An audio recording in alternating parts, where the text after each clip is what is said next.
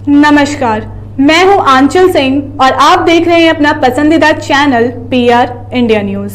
तो आइए देखते हैं आजमगढ़ की कुछ खास खबरें।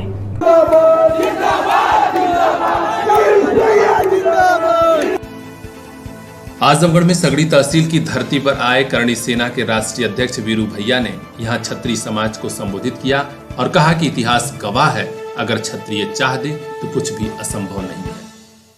उन्होंने सबसे पहले श्री रामचंद्र जी, माता जानकी और लक्ष्मण जी के अलावा महाराणा प्रताप के चित्र पर माल्यार्पण अर्पित करते हुए कार्यक्रम का शुभारंभ किया। उन्होंने कहा कि इतिहास में देखें तो राणा प्रताप हो या फिर राणा सांगा, उन्होंने कभी अपने स्वाभिमान से समझौता नहीं किया और दुश्मनों पर हमेशा भारी पड़े। उन्होंने कहा कि आज करणी सेना पूरे समाज को जोड़ रही है। हम आरक्षण के खिलाफ नहीं है, लेकिन 10 लाख से ऊपर जिसकी प्रतिवर्ष आय हो उन्हें आरक्षण से बाहर किया जाए। उन्होंने कहा कि हम समाज में यह संदेश देना चाहते हैं कि स्वाभिमान सबका एक जैसा होता है। जिसके भी सम्मान की रक्षा की पारी आई, क्षत्रिय जाग उठेगा। देखिए, करणी सेना का उद्देश्य है देश में कोई भी आताताई या कोई भी दिक्कत, कोई समस्या है, क्षत्रिय का मतलब होता है 36 कौम की रक्षा करना। हिंदुस्तान में 6742 जातियां हैं, सब हमारी अपनी हैं। क्षत्रिय कभी जातिवादी हो ही नहीं सकता। अगर जो क्षत्रिय जातिवादी है, कभी क्षत्रिय नहीं हो सकता।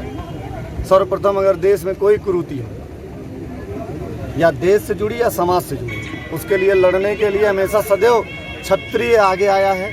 आज भी क्षत्रिय ही आगे है। अगर क्षत्रिय नहीं है, हिंदुस्तान का अस्तित्व तो ही नहीं है। ये मैं नहीं कह रहा हूँ, ये हर वेद पुराण या समाज के जितने भी इतिहासकार आए, सबने ये कथन लिखा। हिंदुस्तान की अस्मिता, इतिहास अगर कहीं बची है तो सबसे ज्यादा लड़ाई किसी ने समाज के लिए लड़ा तो क्षत्रिय जाति। आरक्षण पे क्या कहना चाहेंगे आप? देखिए, आरक्षण तो आर्थिक आधार पर सबको देना चाहिए। ऐसा तो है नहीं कि क्षत्रियों में कोई गरीब नहीं है, ब्राह्मणों में कोई गरीब नहीं। आरक्षण हो, इन्हें जिनको नहीं मिला है उनको दे दो। अब आरक्षण जो 10 लाख के ऊपर इनकम वाले हैं उनको क्या जरूरत है आरक्षण की?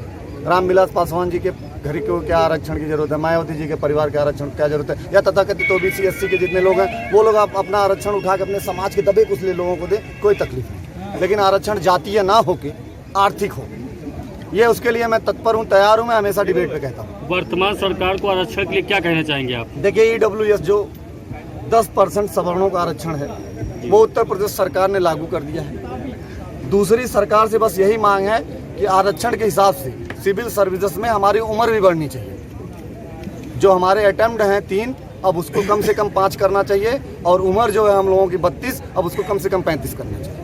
ये EWS आर्थिक आधार पर जो 10% हम सवर्णों का आरक्षण मिल रहा है, उसको तुरंत तत्काल प्रभाव से इसको लागू कर देना चाहिए। राष्ट्रीय अध्यक्ष वीरू भैया का स्वागत करने वालों में धीरज सिंह बेधड़क का लिखा हुआ गीत भी प्रस्तुत हुआ। इस अवसर पर पूर्वांचल करणी सेना के अध्यक्ष देवदत्त सिंह श्रीनेत ने कहा कि स्वाभिमान के लिए हम गर्दन कटा भी सकते हैं, गर्दन काट भी सकते हैं, लेकिन झुका नहीं सकते। कार्यक्रम की अध्यक्षता सिद्धनाथ शाही जी व मंच का संचालन रामवृक्ष सिंह ने किया। करणी सेना के राष्ट्रीय अध्यक्ष का स्वागत करने वालों में सूर्य प्रकाश सिंह, रामनारायण सिंह, हेमंत सिंह, चंद्रशेखर सिंह, प्रवीण कुमार सिंह ने प्रमुखता से उनका स्वागत किया। इस सभा में राष्ट्रीय अध्यक्ष ने भटौली ग्राम सभा के ही हिमांशु सिंह को युवा जिलाध्यक्ष मनोनीत किया। इस कार्यक्रम को सफल बनाने के लिए पिछले 1 महीने से हिमांशु सिंह, अंकित सिंह, सुधीर, रामवृक्ष सिंह, आकांक्षा सिंह, योगेंद्र सिंह, जितेंद्र प्रसाद, प्रवीण, स्वप्निल सिंह, सरोज, मोनू, उमा सहित कई युवा लगे हुए थे। आइए हम आपको सुनाते हैं करणी सेना के राष्ट्रीय अध्यक्ष वीरू भैया का यह संबोधन। SC/ST के लिए बहुत प्रैक्टिकल मैं चीजें कहता हूँ। कहीं भी कोई किसी SC/ST के साथ कोई बदतमीजी करता है, किसी SC/ST बेटी के साथ कोई बदतमीजी छेड़खानी करता है, तो मेरा टोल फ्री नंबर है करणी सेना का। वो किसी समाज का हो, मेरे भी जात का अगर हो, अगर वो गलत है तो उसका विरोध करने के लिए, उसको फांसी पे टंगवाने के लिए मैं तैयार हूँ। क्योंकि किसी भी बेटी को वही अधिकार है जो मेरे समाज की बेटी का अधिकार है। SC/ST जो गलत तरीके से, जो सुप्रीम कोर्ट का एक पैनल कह रहा है कि 100 में से 93 मुकदमे फर्जी, इस पे कौन सोचेगा?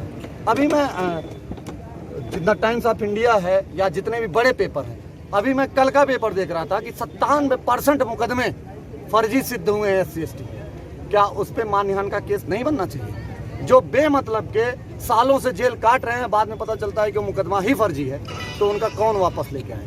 मैं ये कहता हूँ SC/ST एक्ट रहने दो, लेकिन अगर किसी गलत तरीके से SC/ST लगाता है उसके ऊपर कौन सा एक्ट लागू होना चाहिए, सरकार मुझे बस ये बता। लखीमपुर खीरी में जो किसान की हत्या हुई उस पर क्या कहेंगे आप? देखिए, किसान की हत्या, मैं किसान का बेटा हूँ जी, मेरे पिताजी किसान हैं। अगर किसान की हत्या हुई है तो मैं उस परिवार के साथ हमेशा तैयार हूँ, लेकिन अगर कोई राजनीतिक प्रोपोगंडा हो रहा है जी, तो मैं उसका विरोधी भी हूँ, क्योंकि किसानों के ऊपर लाश पे राजनीति करने वाले लोग इस देश में रहने लायक नहीं है। पिछले कई दिनों से चल रही तैयारी के बाद आयोजित इस कार्यक्रम को बेहद सफल बताते हुए करणी सेना के युवा जिलाध्यक्ष हिमांशु सिंह ने भी अपनी बात रखी। ये हमारे क्षत्रिय समाज के लिए जागरूक करने के लिए हमने कार्यक्रम को प्रारंभ किया है कि सारे क्षत्रिय समाज के युवाओं को जागरूक किया जाए। इसमें हमारे भाई अंकित और टिंकू का अहम रोल है। और क्या कहना चाहेंगे क्षत्रिय समाज के लिए? हम ये चाहते हैं कि हमारा समाज इतना आगे जाए कि जिन परिस्थितियों से हम लड़ रहे हैं वो लड़ने की ज़रूरत न पड़े, और इस करणी सेना के माध्यम से सारे लड़ाई को हम आसानी से घर बैठे लड़ सकें। हाँ, ST/ST एक्ट हमारे समाज के लिए सबसे बड़ा अभिशाप है, जिसके लिए हम करणी सेना एक गंभीर लड़ाई लड़ेंगे ST/ST एक्ट के लिए। साथ ही साथ आज करणी सेना राष्ट्रीय अध्यक्ष माननीय बीरू भैया के द्वारा हमें आजमगढ़ युवा अध्यक्ष पद का चुनाव किया गया है। बीरू भैया के लिए क्या कहना चाहेंगे? बीरू भैया हमारे समाज के लिए बहुत बड़ी एक नींव रखे हैं, जिसकी लड़ाई में हम सभी भागीदारी प्रस्तुत करेंगे।